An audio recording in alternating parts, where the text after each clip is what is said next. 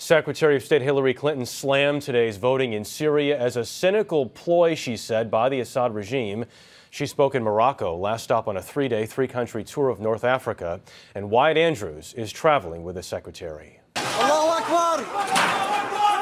With the violence continuing in Syria and Assad refusing to allow medicine to reach the injured, Secretary of State Hillary Clinton, in an interview with CBS News, argues the United States is doing what it can, but within limits. I am incredibly sympathetic to the calls that somebody do something. But it is also important to stop and ask what that is and who's going to do it. What to do about Assad was supposed to be answered last Friday when a global conference called Friends of Syria again demanded that Assad step aside. But several Arab countries, starting with the Saudis, argued for action to arm the Syrian resistance. The Obama administration is resisting that.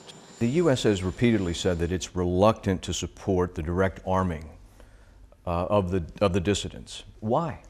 Well, first of all, we really don't know who it is that would be armed. Specifically, the administration fears that arms will wind up in the hands of terrorists, including al-Qaeda. We know al-Qaeda, Zawahiri is supporting the opposition in Syria. Are we supporting al-Qaeda in Syria?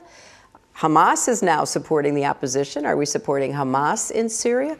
So I think, Wyatt, despite the great pleas that we hear from those people who are being ruthlessly assaulted by Assad, if you're a military planner or if you're a Secretary of State and you're trying to figure out, do you have the elements of an opposition that is actually viable, we don't see that. Earlier this week, the administration rhetorically ramped up the threat to Assad.